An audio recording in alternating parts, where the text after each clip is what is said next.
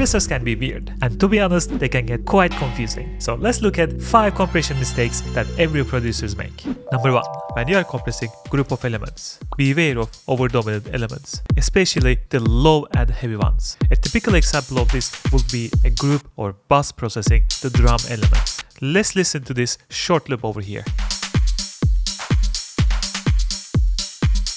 Do you see an issue? The kick is the sole element that is driving the compressor. What to do? Most modern compressors have pre-EQ built in. The heavy low end of the kick is driving the compressor. Hence, we can apply a high-pass filter to cut those low end of the kick and make the group of elements a bit more balanced together and driving the compressor together as well.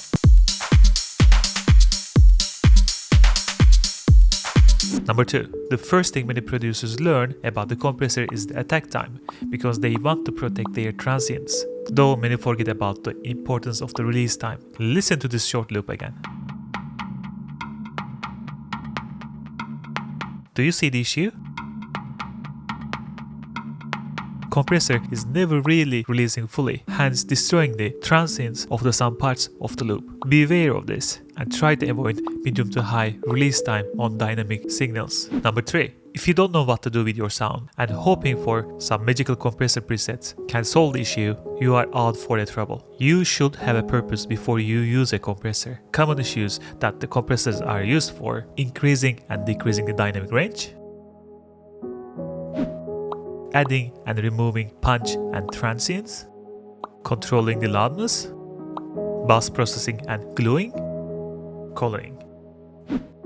Creative and experimental use case of compressors do exist, but these type of things happen more often with other type of effects, so you may want to try them out before you jump to the compressor. Number 4. Compressors are not the only tools that can alter the dynamic range and loudness of a signal.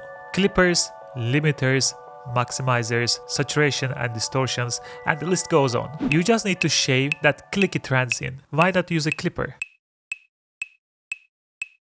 You need to add a bit of a color. Saturations and distortions are made for that. You need to limit your dynamic range. Limiters are much easier to use.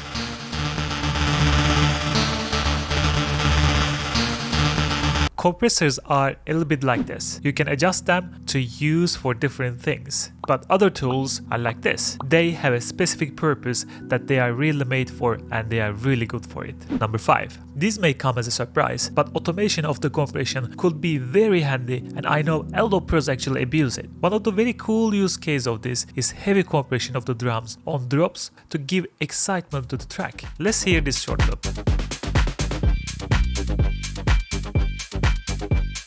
I want to have a bit of excitement going on from verse to chorus. So to do that, we will increase amount of compression during the chorus. This is just sending our drums to a return channel. And on the return channel, we have it overdrive, a very heavy compression, a little bit clipping, slight EQ, and of course, side chain to the kick to give a bit groove. So to give you an idea, drums without return channel sounds like this.